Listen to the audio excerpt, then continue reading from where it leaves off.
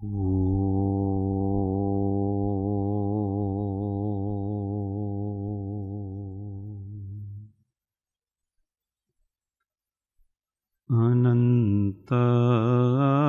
अनंत भाव भेदथी भरेली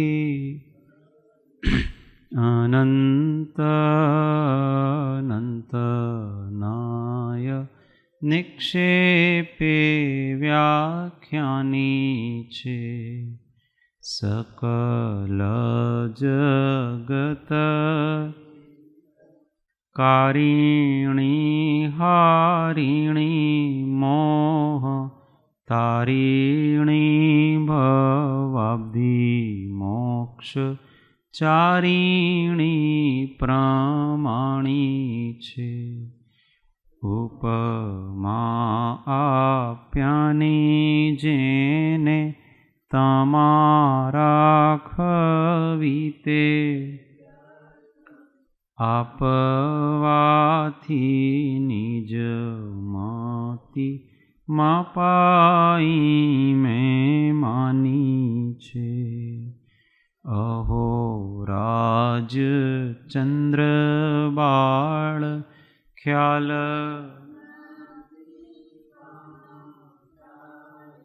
जिनेश्वर तणी वाणी जाणी तेणे जाणी छे गुरुराज जाणी तेणे जाणी छे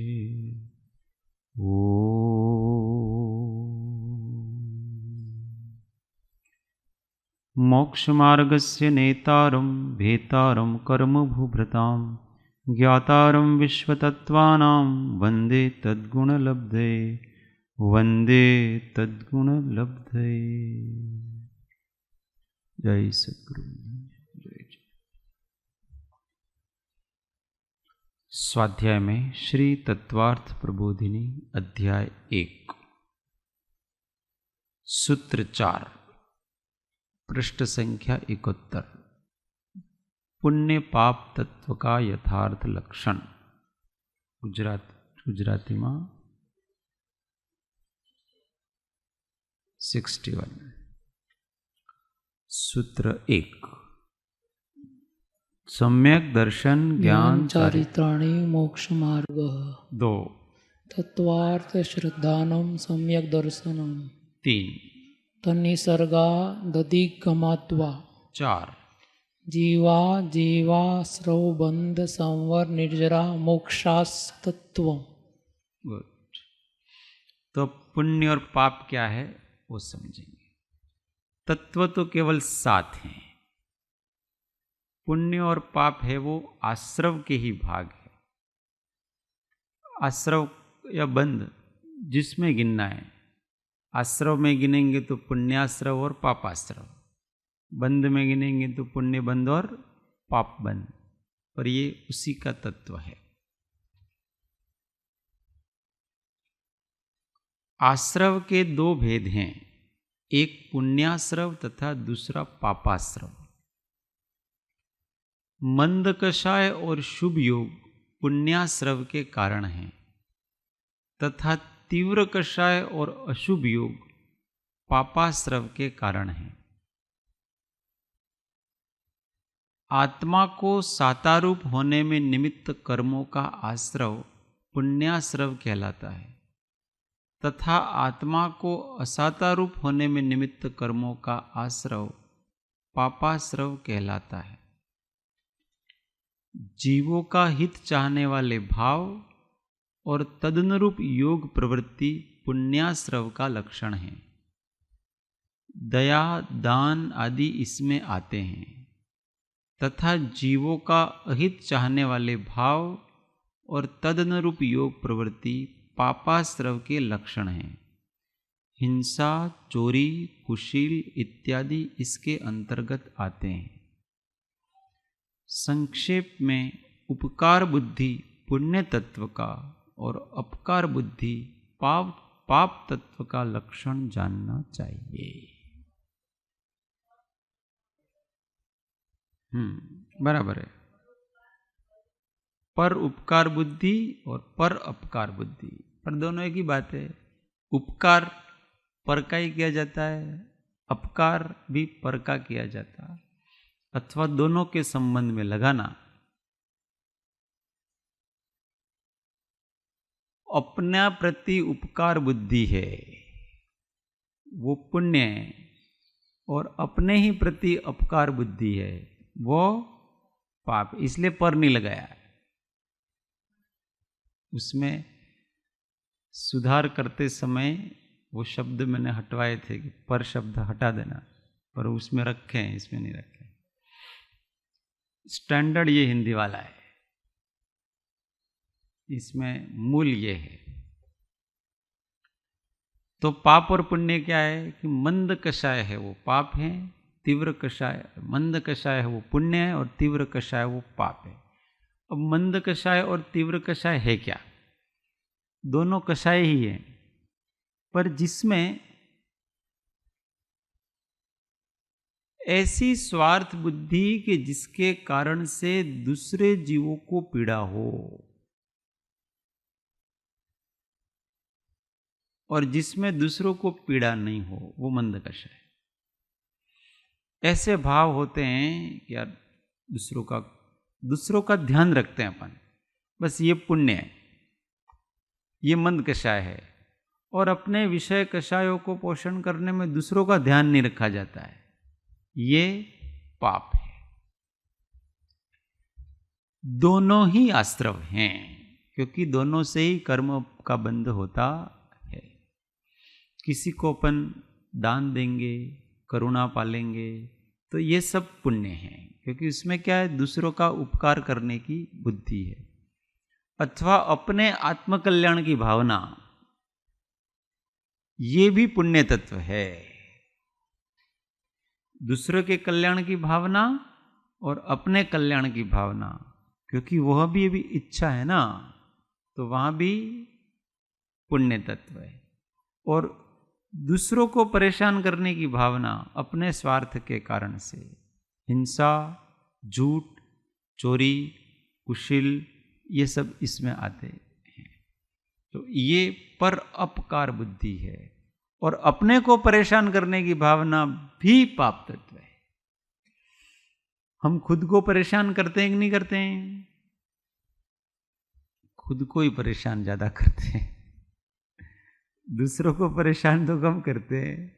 हम क्रोध करेंगे, जैसे हमको कोई इच्छा हुई और इस इच्छा को पूरी करने की दृढ़ता, अब ये मैं करके रहूंगा, तो इससे परेशान कौन होगा? खुद हम। कुछ भी विषयों को ग्रहण करने की हमारी इच्छा है, संसार का कोई भी कार्य करने की इच्छा है, कोई भी प्रवृत्ति करने की हमारी इच्छा है, ये तो मुझे चाहिए, ये तो मैं करके रहूंगा। उसके लिए परेशान किसको होना पड़ेगा? दूसरों को थोड़े होना पड़ेगा, खुद को ही होना पड़ता है। तो ये जीव खुद को ही परेशान करता है, तो ये पाप कहलाता है। और उसका फल किसको मिलता है? खुद को मिलता है। परोपकार का फल भी खुद को मिलता है, पर अपकार का फल भी खुद को मिलता है। अपने उपकार का फल भी अपने को मिलता है, अपने अपकार का फल भी अपने को मिलता है। जो करता है वही भोगता है। ये दोनों एक तत्व इसलिए हैं कि दोनों में कर्म का आश्रव और बंध हो रहा है, इसलिए ये संवर और निर्जरा से अलग हैं। कषाय चाहे मंद हो, पर है कषाय।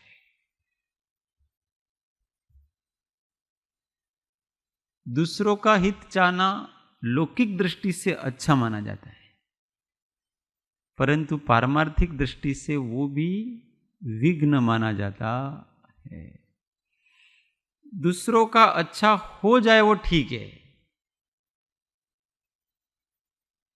परंतु जब तक आपको पर के विकल्प रहते हैं तब तक आप स्व में नहीं आ सकते।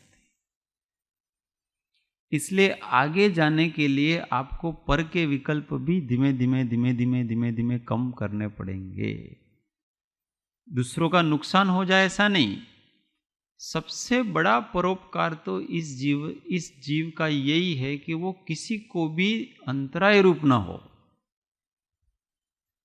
हमको किसी का भी कुछ करने की जरूरत नहीं है, बस हम किसी को डिस्टर्ब नहीं करें, यही उपकार है।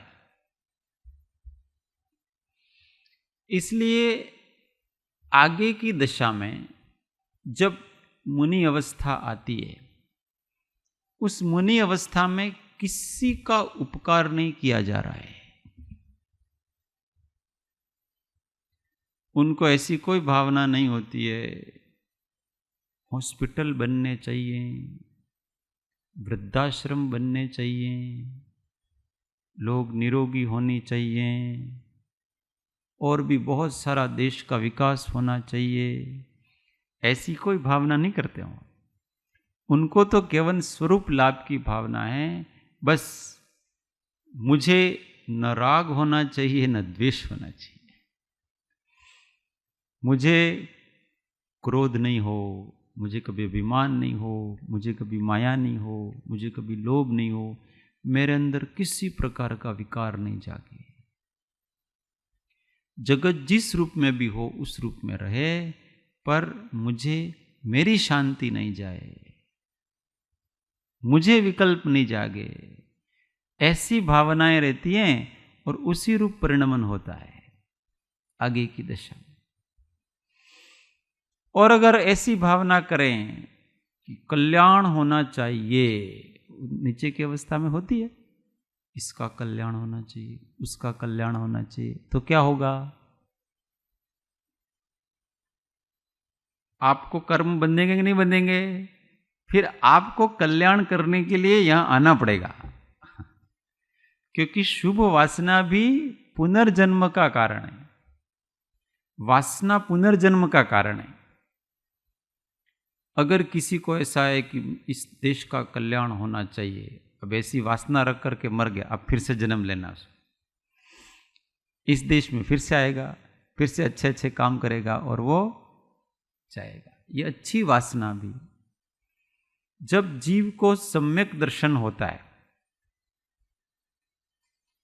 उसके बाद उसको स्वाभाविक रूप से जीवों के कल्याण की भावना रहती है। वो वास्तव में तो चाहता नहीं है, पर उसका मन इतना पवित्र हो जाता है कि उसको अपने आप ही भावना रहती है उसकी। उसके बाद उसके जितने जन्म होंगे वो सब इन शुभ वासनाओं को नष्ट करने के लिए हो रहे हैं। और इसके कारण से क्या होता है कि उसकी उपस्थिति में अनेक जीवों का कल्याण होता है, बिना कुछ किए कल्याण होता है उसका। पहले भावना भाई थी, इसलिए सम्यक दर्शन के बाद जितने भी जन्म होते हैं उसको अपने अवतार कहते हैं कि ये अवतार लेते हैं। पहले जन्म लेता है, अज्ञानी जीव जन्म लेता है, और ज्ञानी जीव है वो अवतार लेते हैं। अपन कहते हैं ना भगवान के इतने अवतार हुए, आदिनाथ भगवान के 10 अवतार। सम्यक दर्शन के बाद उनके 10 भव हुए, इसलिए उनके 10 अवतार हुए। और उसमें क्या करते हैं? केवल जीवों का कल्याण है, परोपकार और अपनी शेष वासनाओं को नष्ट करना। अशुभ वासनाएं तो नहीवत हैं, शुभ वासनाएं रह गई है, वो करके लोगों का कल्याण होता है अपने आप, और फिर वो भी समाप्त करके चले जाते हैं। अब नई वासना नहीं बढ़ाते हैं, पहले से जितनी होगी उतनी ठीक है। नीचे की भूमिका में तो अपने को अपने मन की शुद्धि के लिए हमेशा मैत्री आदि 4 भावनाओं को भाना चाहिए। सर्वथा सब सुखी थाओ, सबका कल्याण हो। मेरा ही हो ऐसा नहीं, सबका कल्याण हो। अपन शांति धारा में बोलते हैं ना, छिन छिंद बिंद बिंद, ये हो वो हो, ऐसा हो वैसा हो। तो ये हम अपने लिए नहीं कहते हैं। शब्द क्या लगाते अपन? अस्माकम, सर्व शांतिम तुष्टिम पुष्टिम कुरुतु, और भी जो जो जितना सारा है वो हमारी। अब उस हम में हम भी आ गए और दूसरे भी आ गए। मेरा ऐसा करोगे तो वो निदान आ जाएगा, और हमारा ऐसा कहेंगे तो उसमें स्वार्थ कम है, सबके कल्याण की भावना है, तो पुण्य का बंध बहुत अधिक होता है। तो ये पाप तत्व और पुण्य तत्व है। प्रारंभ में पाप तत्व को छोड़ना चाहिए, पुण्य भाव करने चाहिए, और फिर उस पुण्य भाव को करते करते आत्मा का लक्ष्य रखना चाहिए, और फिर केवल वितराग भाव करने चाहिए, और कोई भावना नहीं करनी, वितराग होने की भावना करनी। इसलिए जब समाधि में जाना हो तो उस पुण्य भाव को छोड़ते हैं। फिर आचार्य महाराज क्या कहते हैं? सौ भूत मां समता मने, को साथ वेर मने नहीं, आशा खरेखर छोड़ीने, प्राप्ति करो छो समाधि। अब समस्त प्राणियों में मुझे संभाव है, किसी के साथ मुझे वैर नहीं है, जिसको जो जैसा है वैसा ठीक है।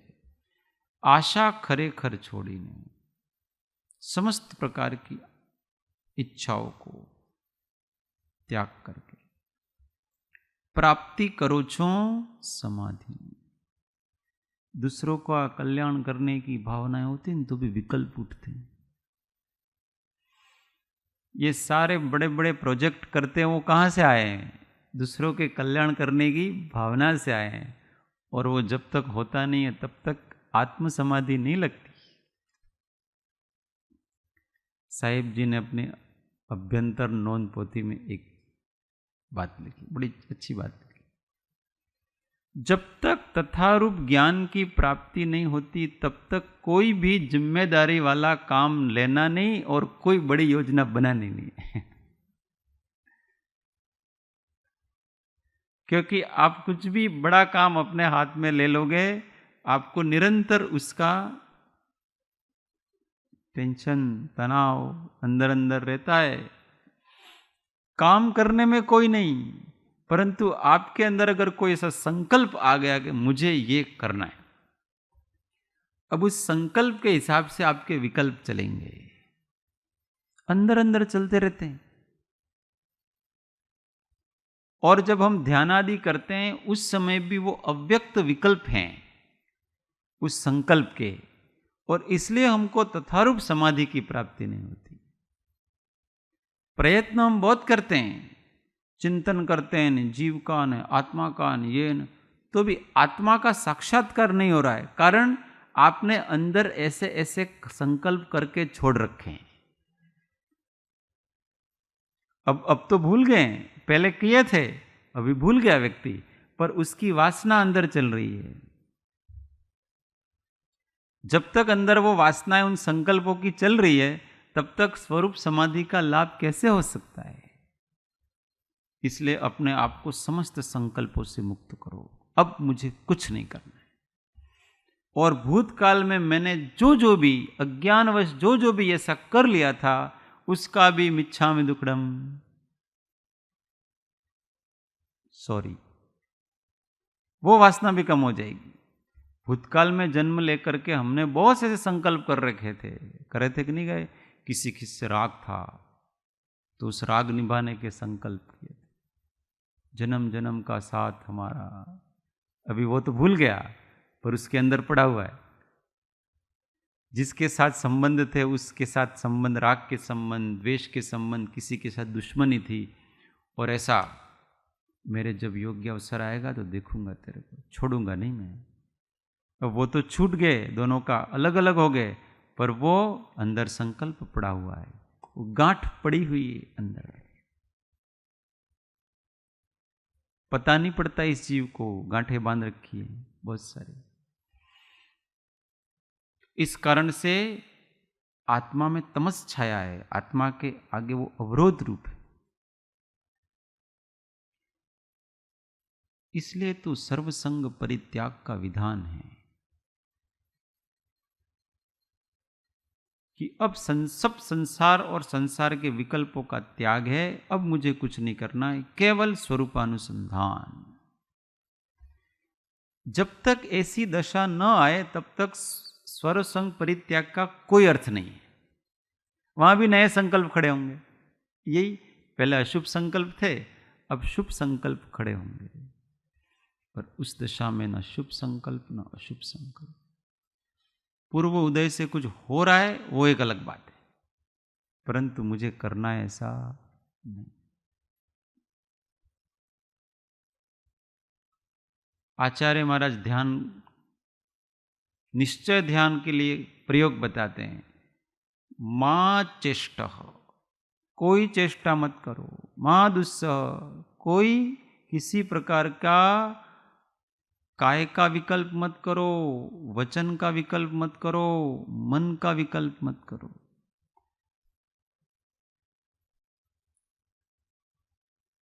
और मन, वचन और काय की चेष्टा जहां रुक जाती है और फिर जो अनुभूति होती है वो आत्मा की अनुभूति है। ये संकल्प ही बंधन है, पूर्व में कर रखा है। इसलिए अब उन संकल्पों को की विपरीत करना है कि अब मुझे क्या करना है, कुछ नहीं करना है। केवल वीतराग होकर के रहना है, शांत होकर के रहना है, निरहंकार होकर के रहना है, सीधा साधा निर्दोष होकर के रहना है, संतुष्ट होकर के रहना है, सत्यनिष्ठ होकर के रहना है। बस ऐसी भावना है। क्योंकि भावनाएं तो आएंगी ना, विचार तो आएगी। विचार करोगे क्या? मुझे अच्छा करना है न बुरा करना है, ऐसी भावनाएं नहीं। अपने स्वभाव की भावना की जाए। काम करने का प्लान नहीं करने का है। किसका प्लान करने का है? काम करते हुए समता भाव रहने का प्लान करने का है। लोग काम करने का प्लान करते हैं, काम तो अपने आप होगा, तुम क्या करोगे? इसलिए हमको भोजन बनाने की प्लानिंग नहीं करनी है। प्लानिंग किसकी करनी है? भोजन बनाते समय मैं एकदम शांत कैसे रहूं, इसका प्लान करना है, इसकी भावना करनी। बच्चों को बड़ा करके उनको शादियां वादियां करानी, उसका कोई प्लान नहीं करना, वो उनके उदय से होंगे। आप क्या बड़ा करते हो उसको? वो खुद प्लानिंग कर रहा है उसका, कभी इसको यहाँ करना वो करना, वो तो सब उसका उदय होगा, आएगा। आप क्या करोगे इसमें? कुछ नहीं करते हम उसके। हमको भ्रम है कि हम अपने बच्चों को बड़ा करते हैं। किसी ने आज तक किसी को बड़ा किया? वो अपने उदय से बड़ा हो रहा है। और हम सोचते हैं कि हमने इसको किया। वो अपनी गति से, अपने प्रारब्ध से सब करेगा। हमको क्या प्लान करना है, हमको हमेशा क्या भावना करनी है? मुझे इससे कहीं आसक्ति नहीं हो जाए, मुझे इससे कहीं अनुराग नहीं हो जाए, मैं कहीं इसके साथ बंध न जाऊं, ये भावना इसको करनी है। मुक्ति के अभिलाषी की भावनाएं अलग होती है, विचार अलग होते हैं सब। फिर उसके उदय से हमसे कुछ न कुछ होगा बिना प्लान किए। आपके पास कोई व्यक्ति आया है तो अब उसका उदय अच्छा है तो आपके निमित्त से कुछ न कुछ उसका अच्छा हो जाएगा। बिना प्लान के अच्छा होगा, क्योंकि उसका उदय उसका उदय, अपनी परिणति, ये सब एक मिल जाते हैं और उसका अच्छा हो जाता है। अब उसके लिए सोचने की क्या जरूरत है? सोच विचार की तो कुछ जरूरत ही नहीं है यहाँ। न अच्छा सोचो न बुरा सोचो, केवल आत्मभावना की जाए। ये चाबी है मुक्त होने की। जो अपना स्वभाव है उस स्वभाव में रहने का ही हमेशा भाव किया जाए, दूसरा कोई प्लान नहीं किया जाए। क्योंकि बाकी सब जो कार्य होने वो औदयिक हैं। हमारे मन, वचन और काय, इन तीनों की प्रवृत्ति जो जो होनी है वो सब फिक्स है और वो औदयिक है। कर्म के उदय से उस प्रकार का ऑटोमेटिक होगा। आप सोचो तो भी होगा, आप नहीं सोचो तो भी होगा। आपके निमित्त से कुछ होना है तो आपको ऐसी सोच आएगी, आपको सोच लानी नहीं। ख्याल आ रहा है? ख्याल आवे छे नहीं? किसी के निमित्त से कुछ अच्छा होना है तो उसको ऐसी सोच आती, विचार आता है अपने आप, वो लाता नहीं। साहिब जी के मन में अपने कल्याण की भावना आई तो अपना आप ऐसा विचार है कहीं एकांत में जाना चाहिए, और ये हो गया। ऐसा ऑटोमेटिक होता है। भावना किसकी थी? कल्याण की। उस कल्याण में जो निमित्त है वो ऑटोमेटिक होगा आपकी। हमको तो केवल शुद्ध भावना करनी चाहिए, इसके अतिरिक्त और कुछ नहीं, बस। नहीं तो क्षण क्षण अपन बंधते जाते। अब आगे कहते हैं जिज्ञासा। जीवादि तत्वों का स्वरूप चिंतन, शुद्ध आत्मा का स्वरूप चिंतन, परम पंच परमेष्टि का स्वरूप चिंतन इत्यादि भाव न तो पर उपकार रूप हैं और न ही पर अपकार रूप हैं, तो वे किस तत्व के अंतर्गत आएंगे? पुण्याश्रव में, बंध में या संवर निर्जरा में? बात समझ में आ रही? हाँ। प्रश्न उठेगा कि वे आप स्वरूप का चिंतन कर रहे हैं तो वो कौन सा तत्व है? बंध है कि आश्रव है कि संवर है कि निर्जरा तत्व? अब उसमें न तो हम किसी का भला कर रहे हैं, न हम किसी का बुरा सोच रहे हैं, न बुरा सोच रहे हैं न भला सोच रहे हैं, पर कुछ न कुछ सोच तो रहे हैं। तो उससे बंध होगा कि संवर होगा कि निर्जरा होगी? ऐसा कह रहे हैं। ये प्रश्न है, तो उसका समाधान करते हैं। उपरोक्त भाव संवर तत्व में आएंगे क्योंकि ये क्षयोपशमिक भाव है। जीव के औदैहिक आदि 5 भावों में मात्र औदैहिक भाव ही आश्रव बंध के कारण हैं, शेष नहीं। शुभाशुभ भाव औदैहिक होने से आश्रव बंध के कारण है, परंतु तत्व चिंतन, स्वरूप चिंतन, भगवत चिंतन इत्यादि भाव किसी भी पूर्व कर्म के उदय के फल स्वरूप नहीं होते, अपितु ज्ञानादि गुणों के क्षयोपशम से उत्पन्न होते हैं। हम तत्व का चिंतन कर रहे हैं तो वो हमारे ज्ञानावरण के क्षयोपशम से हो रहा है, और क्षयोपशम बंध का कारण होता नहीं। क्षयोपशम हमेशा मुक्ति का कारण होता है, बंध का कारण होता नहीं। क्षयोपशमिक भाव, क्योंकि ये किसी भी पूर्व कर्म के उदय के फलस्वरूप नहीं हो रहे हैं। हम तत्वों का चिंतन कर रहे हैं तो उसमें कौन सा कर्म उदय में आ रहा है? हमने ऐसा सोचा कि जीव है, जीव का लक्षण चैतन्य है, जीव अमूर्तिक है, शुद्ध है, बुद्ध है। पुद्गल का लक्षण मूर्तिकपना है, आश्रव का लक्षण योग है। बंध कषाय से होता है, संवर योगों के निरोध से हो जाता है, और निर्जरा कषाय के निग्रह से होती है, और मोक्ष समस्त कषाय के नाश हो जाने से मोक्ष हो जाता है। इस प्रकार के जो हमारे विचार चल रहे हैं वो कौन से कर्म के उदय से चल रहे हैं? 8 कर्म में ये बताओ। 8 कर्म में कौन सा कर्म है इसमें उदय में? है कि नहीं? हाँ हाँ, तो ये किसी कर्म के उदय से नहीं हो रहे हैं, ये ज्ञानावरण के क्षयोपशम से हो रहे हैं, क्योंकि ये तो ज्ञान है ना। आत्मा का लक्षण चैतन्य है, इस प्रकार से आपने जाना, तो ये तो ज्ञान हुआ ना। और ज्ञान तो कोई औदैहिक भाव नहीं है, ज्ञान तो आत्मा का स्वभाव है। स्वभाव कभी औदैहिक होता नहीं। जितना भी ज्ञान विचार हैं वो सभी क्षयोपशमिक है, उससे बंध नहीं होता है। इसलिए तत्व विचार हैं वो ही स्वरूप प्राप्ति का साधन है। अगर वो औदैहिक भाव होते हैं तो उससे स्वरूप की प्राप्ति कैसे हो सकती है?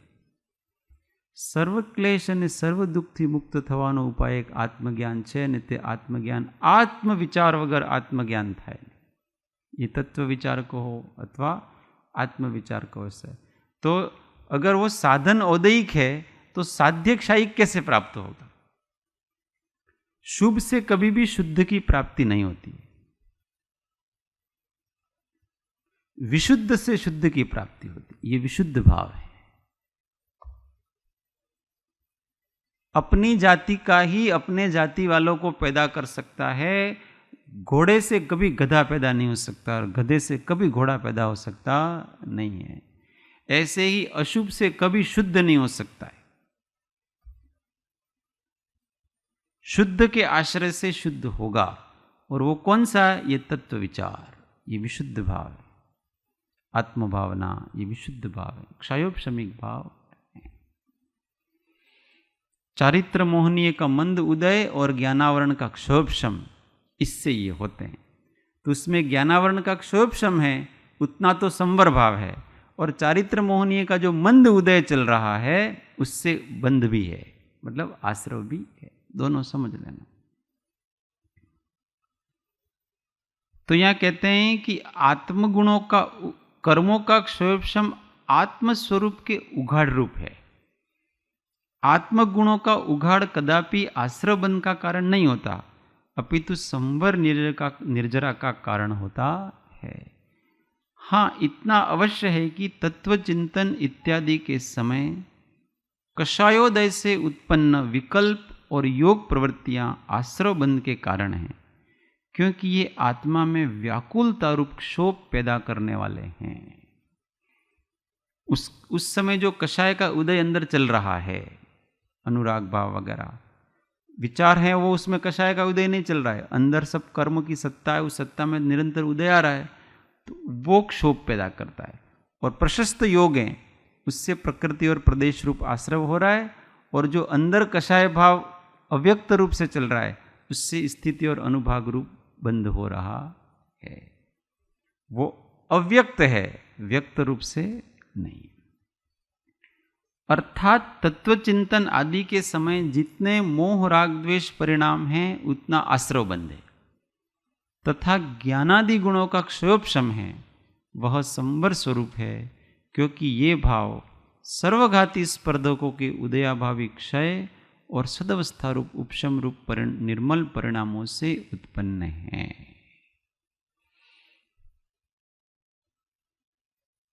सर्वघाती स्पर्धक किसको कहते हैं सुदाबा?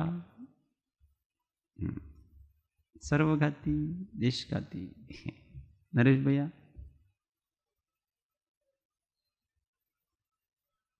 अनंतानुबंधी की चार प्रकृति, क्रोध मान माया लोभ। नहीं, परिभाषा दो, सर्वघाती का मतलब क्या होता है? जो आत्मा को पूरी तरह से घात करती है। हाँ, आत्मा के गुण को पूरी तरह से घात कर देती है, आवृत कर देती है।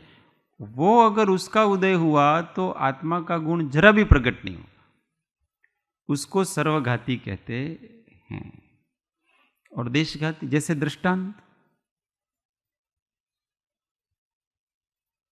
उदाहरण दो कि ये सर्वघाती प्रकृतियां हैं और इससे इस गुण का पूरी तरह से आवरण हो रहा है। कौन देगा? जयप्रकाश भाई।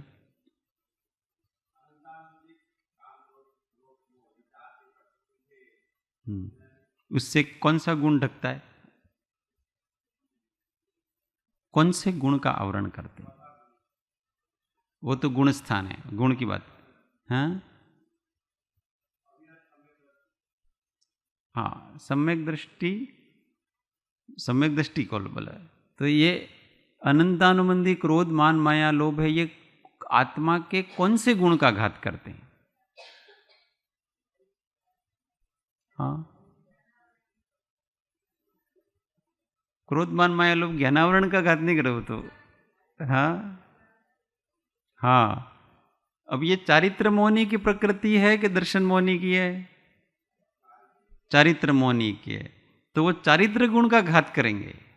किस गुण का घात करेंगे? पर चारित्र गुण के भी चार पार्ट है, केवल अनंतानुबंधी कषाय तो है नहीं, चारों कषाय हैं। उसमें अनंतानुबंधी कौन से चारित्र का घात करती है, ये बात है। अनंतानुबंधी कौन से चारित्र का घात करती है? तो ये तो सारे प्रकार के चारित्र का घात करेगी, और विशेष रूप से सम्यक आचरण चारित्र का घात करते। समझ में आई बात? दूसरा कोई उदाहरण, ऐसा गुण बताओ कि इस प्रकृति का सर्वघाती स्पर्धकों का उदय है, इसलिए ये गुण प्रकट नहीं हो रहा है।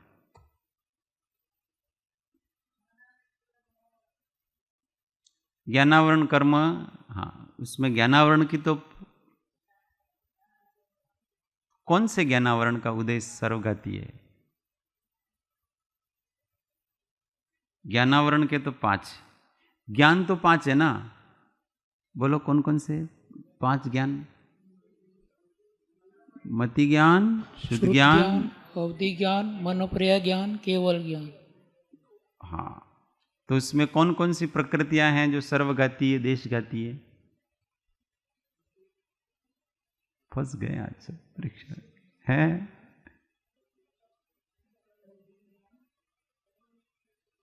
हाँ, तो मति ज्ञान, शुद्ध ज्ञान, अवधि ज्ञान, मनोप्रिय ज्ञान, ये सभी क्षयोपशमिक ज्ञान है, इसलिए इसको आवरण करने वाला कर्म भी क्षयोपशमिक है। तो वो देशघाती प्रकृतियां हैं सब। और सर्वघाती प्रकृतियां केवल ज्ञान। तो केवल ज्ञानावरण कर्म का यदि उदय होगा तो केवल ज्ञान किंचित भी नहीं होगा। मति ज्ञानावरण का उदय होगा तो मति ज्ञान होगा, क्योंकि वो देशघाती है, वो पूरे मति ज्ञान को आवरित नहीं कर सकती। पर अगर केवल ज्ञानावरण का उदय होगा तो केवल ज्ञान किंचित भी नहीं होगा। समझ में आ रहा है? इसको सर्वघाती कहते हैं। और कोई उदाहरण सर्वघाती? जैसे मिथ्यात्व मौनी है। अब मिथ्यात्व मौनी कर्म का उदय आया तो सम्यक तो जरा भी नहीं होगा, वो सर्वघाती कहलाती है। परंतु अगर सम्यक तो मौनी का उदय आया तो सम्यक तो होगा, केवल उसमें थोड़ी सी मलिनता आ जाएगी। ये देशघाती और सर्वघाती कहलाती है, क्योंकि सम्यक तो मौनी देशघाती है और मिथ्यात्व मौनीय सर्वघाती है। ऐसा पुराना थोड़ा थोड़ा याद करने का है। ये शब्द आएंगे अभी दूसरे अध्याय में तो यही शब्द आएंगे ज्यादा।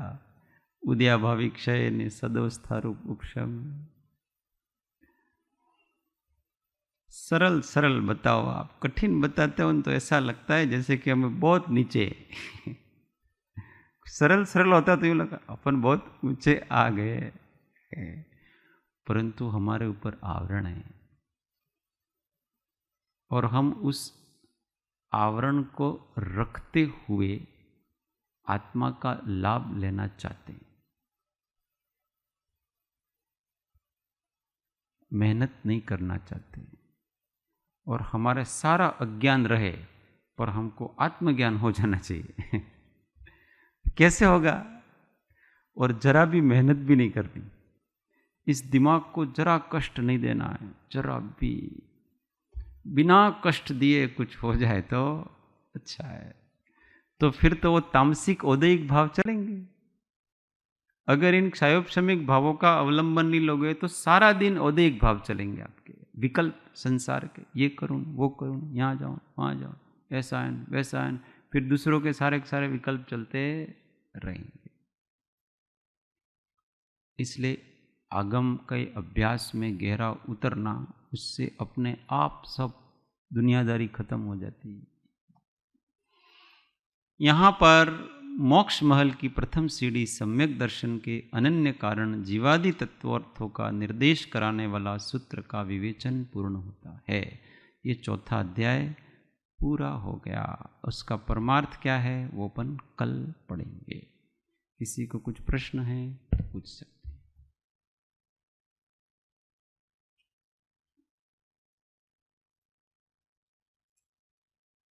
उपकार और अपकार में क्या अंतर है? उपकार दूसरे की भलाई करना, अपकार दूसरे की बुराई।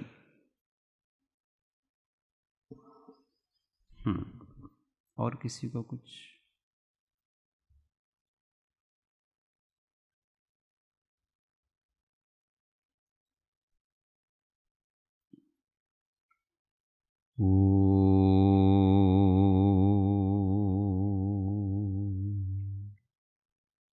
सुखधाम अनंत सुसंत चहि, दिन रात्र रहे तध्यान महि। पर शांति अनंत सुधामय जे, प्रणमो पद ते वरते जयते। ओ प्रणमो पद ते वरते जय।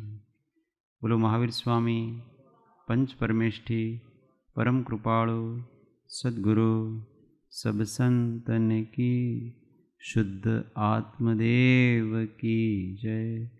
ओ